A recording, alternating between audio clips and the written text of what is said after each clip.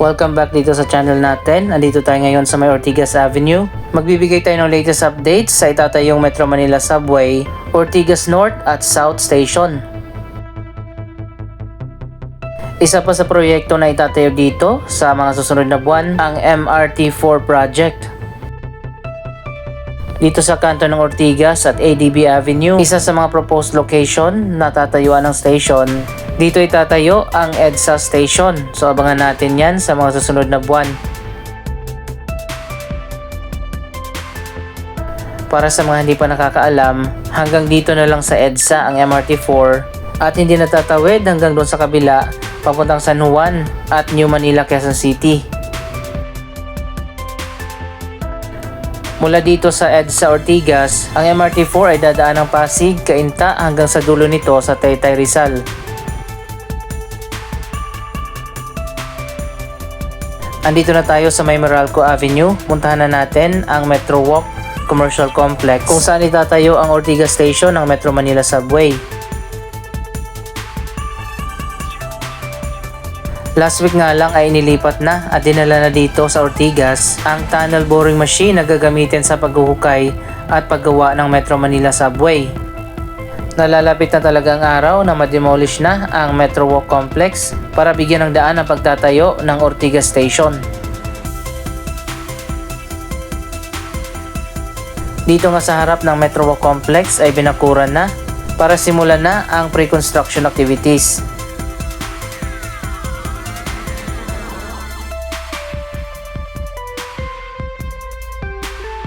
Mukhang hindi dito dinala ang tunnel boring machine at doon ito dinala diretso sa kabilang dulo ng Meralco Avenue kung saan itatayo ang Ortigas South Station, also known as Shaw Boulevard Station. Mamaya pupunta tayo doon. Ngayon ikutin muna natin ang Metro Walk Complex para sa huling silip bago pa ito ma-demolish.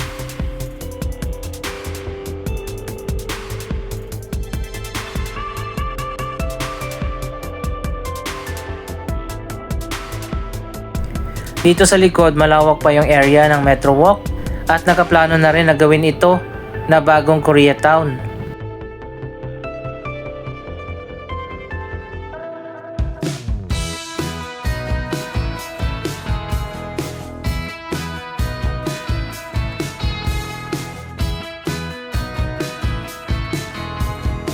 Sa future, kapag natapos na ang Ortigas Station ng Metro Manila Subway, paglabas mo dyan ay diretso ka na dito sa Koreatown sa likod.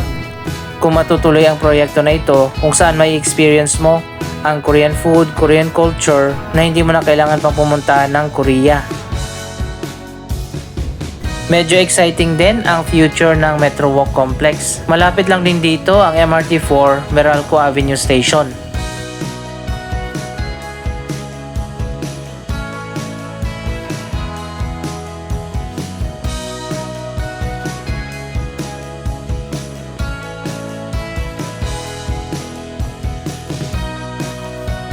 Ang tunnel boring machine na dinala na dito sa Ortigas ay gagamitin sa paghuhukay at pagtatayo sa tatlong subway station. Isa dito sa Ortigas, isa sa Shaw Boulevard at yun din ang gagamitin sa pagtatayo ng Kalayaan Station ng Metro Manila Subway.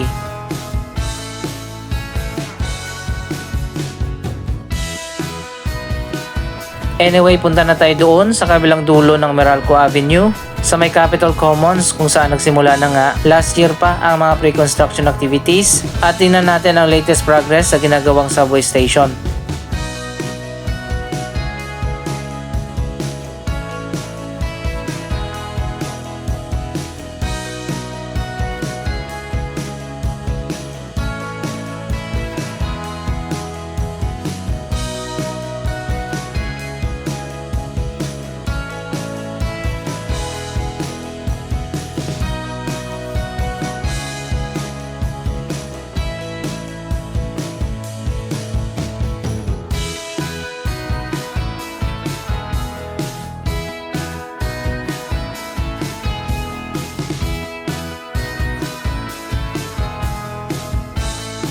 Dito sa harap ng Metro Walk, nakapaskil na nga yung information sa itatayo na Ortigas Station.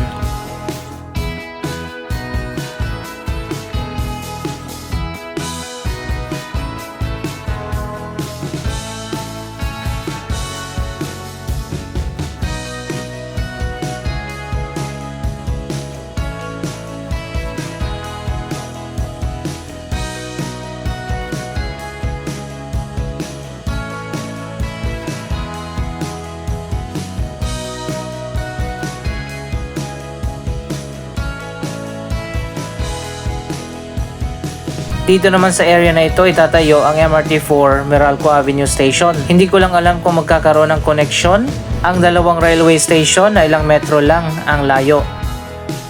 Anyway guys, andito na nga tayo sa may Capitol Commons at tingnan na natin kung dito nga ba dinala ang tunnel boring machine na gagamitin sa paggawa ng 3 subway stations.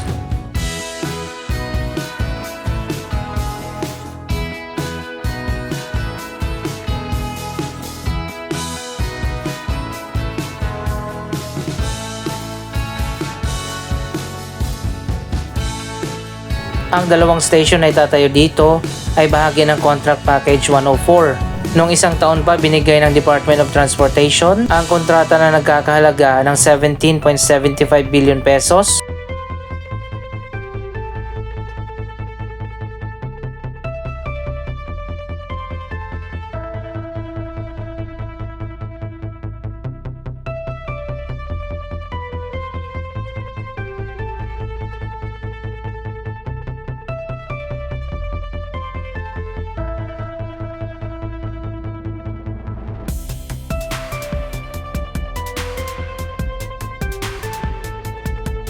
Ang Contract Package 104 naman ay nakuha ng joint venture project ng Tokyo to Bishima, isang Japanese na contractor, at ang local na kapartner naman ang Megawide.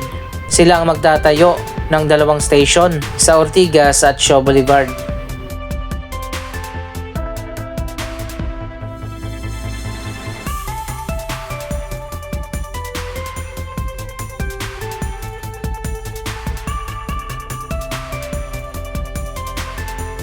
Last year pa nga nagsimula ang pre-construction activities dito katulad ng earth bowling at tree cutting. Sa ngayon eto na nga, sisimulan na ang actual na paghuhukay para sa itatayong Shaw Boulevard Station.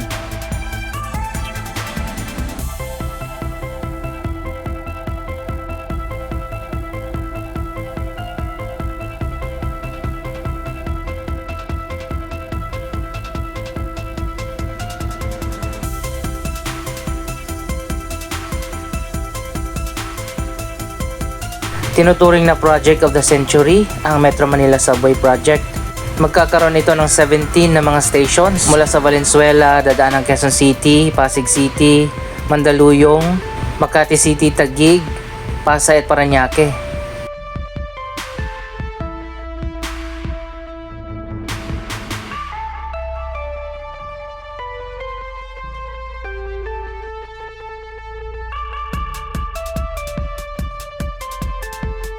Pagkatapos na maitayo yung dalawang subway station, ang tunnel boring machine ay gagamitin din sa paghuhukay at paggawa ng tunnel na tatawid ng Pasig River hanggang doon sa may Kalayaan Avenue. Sakop na ng Makati City, pero ang station ay tatayo malapit sa Uptown Bonifacio.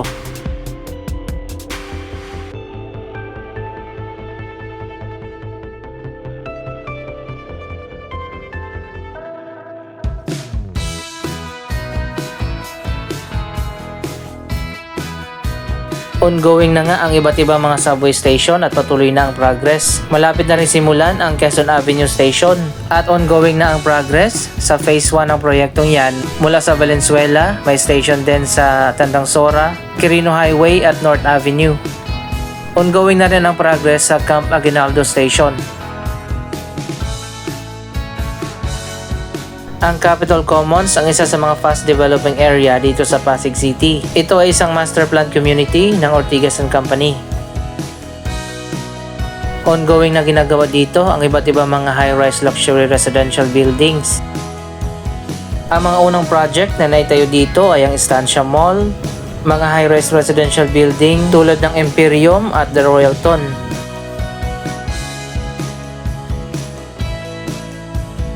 May dalawa pang bagong residential building na tinatayo dito, ang The Empress at ang The Maven.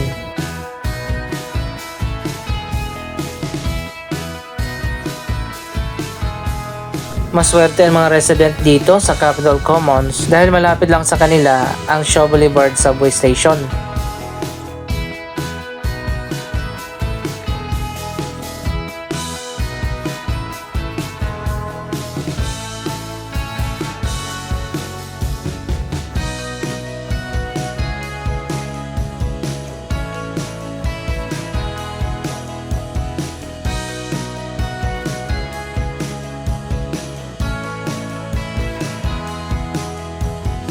May mga bago ding mga commercial complex na tinatayo dito, bukod pa sa mga residential building.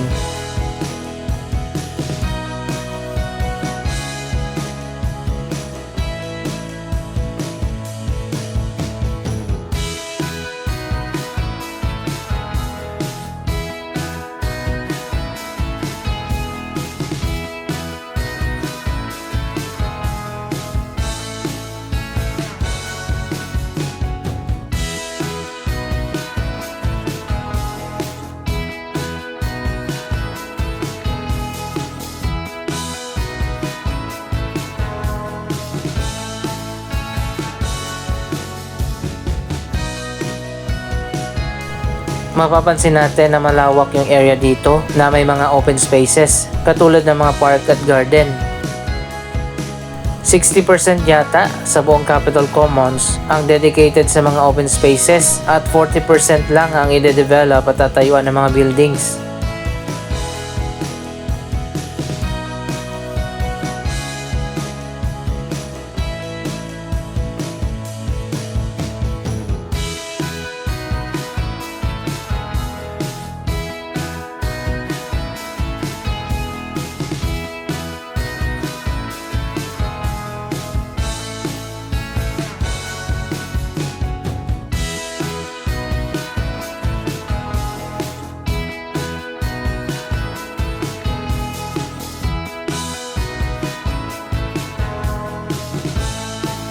Ito yung dalawang unang residential building na natapos na, ang Imperium at The Royalton.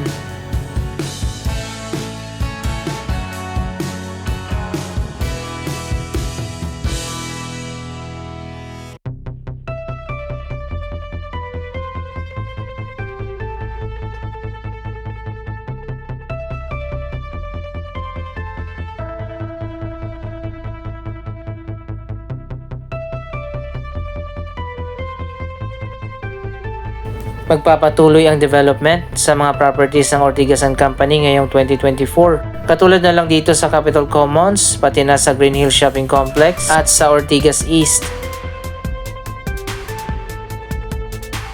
Ito naman ang The Maven na ongoing pa ang construction.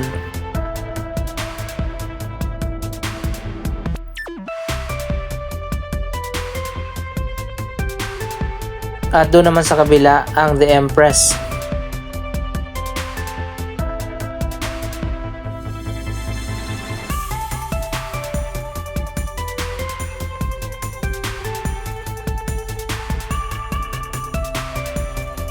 Maganda rin dito sa Capitol Commons, malalawak yung sidewalk area, may open park at garden at may sitting areas. Dapat magkaroon dito ng fountain.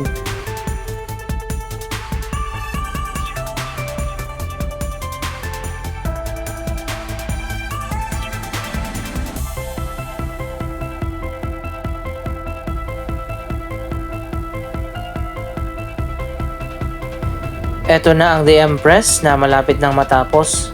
Dito siya itinayo sa kabilang dulo ng Capitol Commons, malapit sa PhilSports Arena.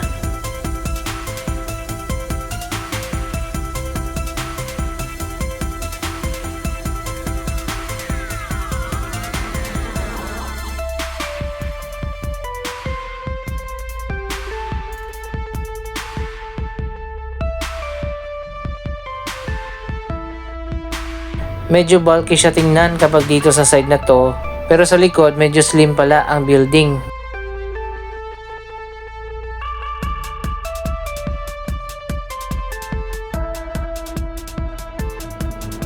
Anyway, ano masasabi nyo sa patuloy na development dito sa Capitol Commons at sa mga bagong Metro Manila Subway projects? Mag-comment lamang dyan sa baba ng inyong mga reaksyon. Maraming salamat sa inyong panonood. Don't forget to like, share, comment, at subscribe. Thank you for watching!